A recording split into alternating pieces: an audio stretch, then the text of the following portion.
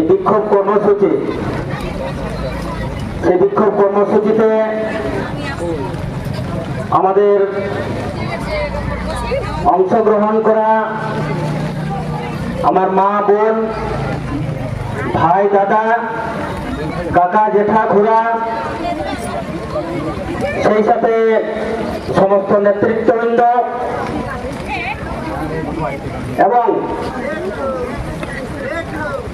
বাগানের যে সমস্ত ব্যবসায়ী বন্ধু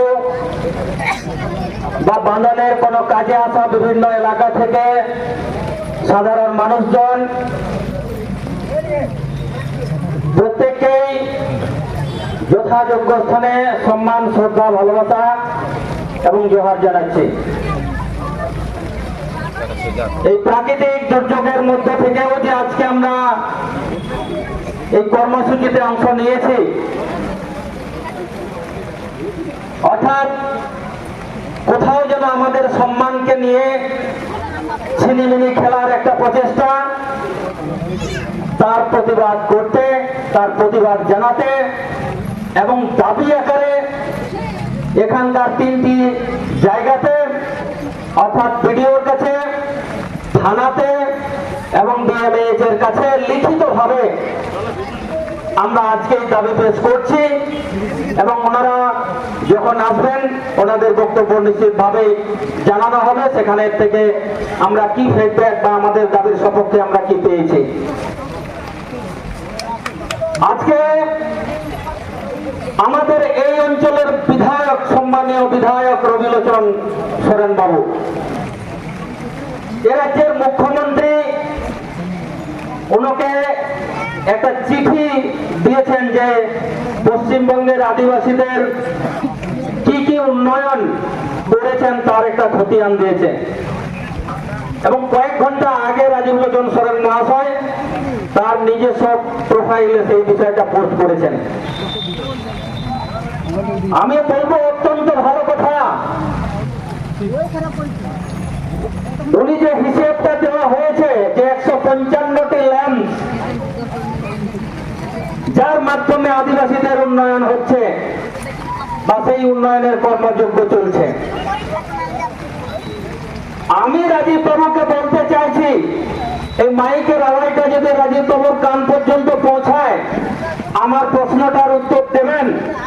2011 সাল থেকে 2025-এর আজকের 21শে আগস্ট পর্যন্ত এই 155টি ল্যাম্পকে নির্বাচন কি করা হয়েছে?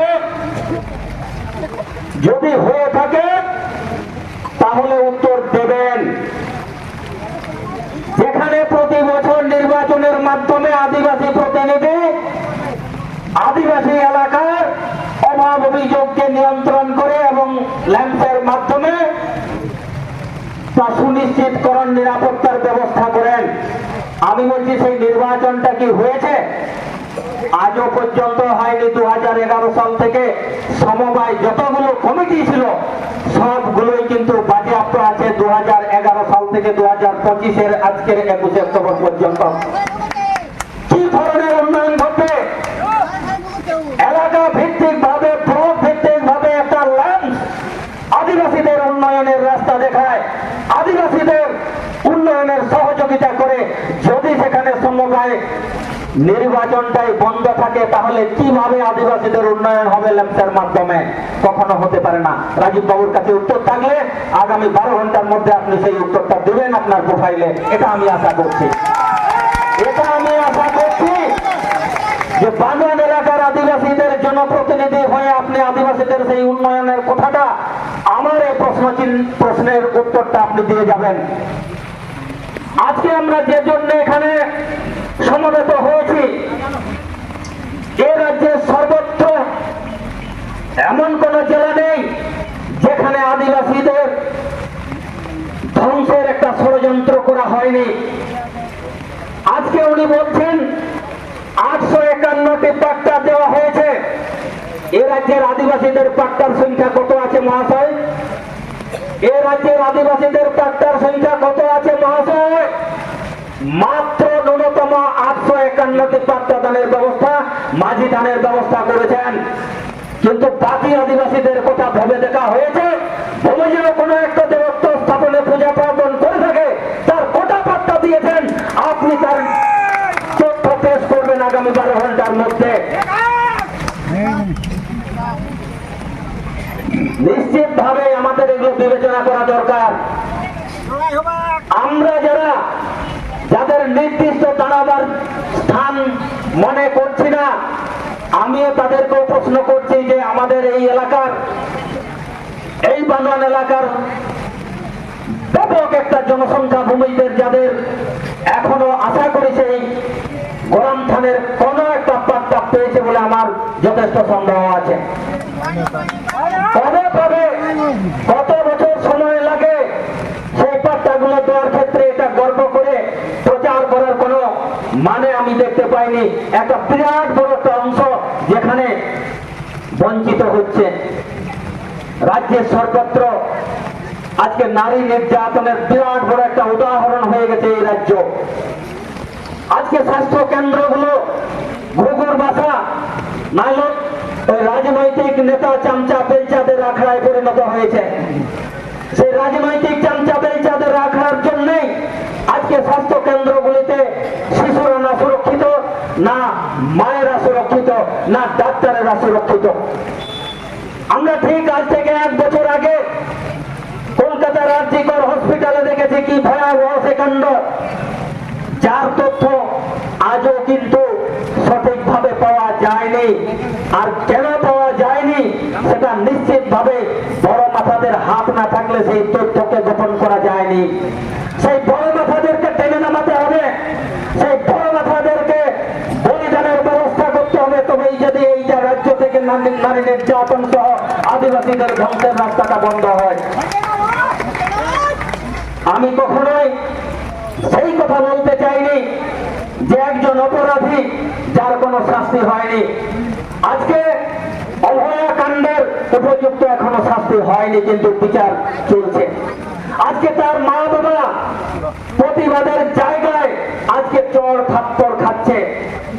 ভেবে দেখেছেন, আমরা যদি আমাদের কোমরটাকে শক্ত করে যদি না বাঁধি, আঁচলটাকে দিয়ে যদি কোমরটা জোর না করতে পারি, আগামী দিনে আপনি নিজেও আপনার সম্মান রক্ষা করতে পারবেন না। এ রাজ্যের মুখ্যমন্ত্রী যতই মহিলা হোক, সে নিজে কিন্তু বাগানে এসে আপনার সুরক্ষা দিতে হবে না, আপনাকে সেই সুরক্ষার জায়গাটাকে কিন্তু তৈরি করতে হবে, বাহুতে শক্তি সঞ্চয় করতে হবে। আমি মা বোনদের কাছে একটা প্রশ্ন রাখবো, আমাদের যে এই ভাতাশ্রীর মাধ্যমে আমাদের মুখগুলোকে বন্ধ করে রাখছে, আপনারাও কিন্তু তার অন্যায়টাকে প্রশ্রয় দিচ্ছেন। আপনারা মনে করছেন যে আমরা 1000 টাকা পাচ্ছি আর সেই টাকা দিয়ে হয়তো আমার কিছু সামান্য উপকার হচ্ছে।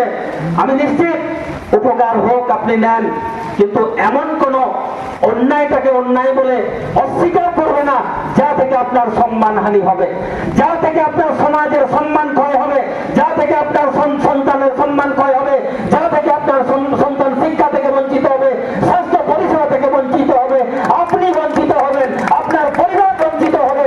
এটাকে নিশ্চিতভাবে কিন্তু আপনারা প্রশ্রয় দেবেন না। আজকে প্রশাসন ব্যবস্থা ভেঙে পড়েছে। প্রশাসন ব্যবস্থা যদি ভেঙে পড়ে তাহলে কি হয় না, সাধারণ মানুষ সুরক্ষিত থাকতে পারে না, সাধারণ মানুষ নিরাপত্তায় ভোগে। আজকে সন্ধ্যে হলে প্রত্যেকটা কন্যার বাবা, কন্যার মা চিন্তায় বসে থাকে যে আমার মেয়েটা সুস্থভাবে বাড়ি থেকে টিউশনি গেছে, স্কুল গেছে, সে ফিরবে তো, সঠিকভাবে সে ফিরবে তো? বলুন তো, যারা কন্যার বাবা মা আছে তারা বুকে হাত দিয়ে বলুন, এই ভাবনাটা আপনার হয় কিনা হয়? এই ভাবনাটা দুশ্চিন্তার মধ্যে আপনি থাকেন কি না থাকেন? আমরা কিন্তু নিরাপদে থাকতে পারি না। আমার সন্তান, আমার মেয়ে, আমার কন্যার সমাজে যারা বাইরে যায়, পড়াশোনার খাতিরে যারা যায়, তারা সুস্থভাবে যে যতক্ষণ না বাড়ি ফিরছে ততক্ষণ নিজেদের মনের যে আশঙ্কা, সেই আশঙ্কাটা যত সময় অতিবাহিত হয় ততই সেটা বাড়তে থাকে। কেন হবে? কেন হবে এখানে? নিশ্চিতভাবে আমরা সেই আইনি সহযোগিতা নিতে চাই, যা আইন কিন্তু সেই ক্ষেত্রে সুরক্ষা দিতে পারে না, আর ক্ষতিটা তো তখন হয়েই যায়। নিশ্চিতভাবে বাঁধানো এই যে স্বাস্থ্য কেন্দ্রের যে ঘটনা, এমন ঘটনা কিন্তু স্বাস্থ্য কেন্দ্রগুলোতে প্রচুর উদাহরণ আছে, এই উদাহরণের তালিকা কিন্তু অনেক বড়। তাই আমরা আগামী দিনে চাইব এই সমস্ত নরখাদক, এই সমস্ত নর পিশাচের যাতে উপযুক্ত শাস্তি হয়, আর যতক্ষণ না তার উপযুক্ত শাস্তি হচ্ছে ততক্ষণ পর্যন্ত এই বানান কেন সারা রাজ্যের আদিবাসীরা সমবেত হয়ে এরকম প্রতিটা জেলাতে এরকম ধরনের প্রোগ্রাম রাস্তায় মানুষ নেমে কিন্তু প্রতিবাদ করবে। আর তার জন্য যদি আইন শৃঙ্খলা ভঙ্গ হয় তার দায়িত্ব কিন্তু সম্পূর্ণরূপে প্রশাসনের থাকবে। অতএব আমরা আজকে যারা সমাবেত হয়েছি আমরা প্রতিজ্ঞাবদ্ধ হয়ে আজকে আমরা এখান থেকে যেতে চাই যে আগামী দিনে আমরা সুরক্ষার জন্য নিজের ঘরে যে আমাদের পূজার যে অস্ত্র তীর ধনুক, আবার শত্রু নিধনের জোরে অস্ত্র তীর ধনুক, সেটাতে সান দেবেন, সেটাতে সান দেবেন। আশ আর কাপি এগুলাকে যত্ন করে সান দেবেন। এইরকম আমাদের যে কাপিটা, সেই কাপিটা সান দেবেন। প্রয়োজনে শত্রু দমনে, নরখাদক দমনে, নর পিশাচ দমনে এটা ব্যবহার করতেও পিছপা হবে না। দুঃখিত, এই প্রাকৃতিক দুর্যোগে কষ্ট করে আপনারা এরকম একটা প্রতিবাদ সভায় অংশগ্রহণ করেছেন। সবাইকে যথাযোগ্য সেই মর্যাদা বা সেই ব্যবস্থা আমরা করতে পারিনি। প্রত্যেকের কাছে ক্ষমা চেয়ে নিয়ে আমি আমার এই বক্তব্য এখানে শেষ করছি।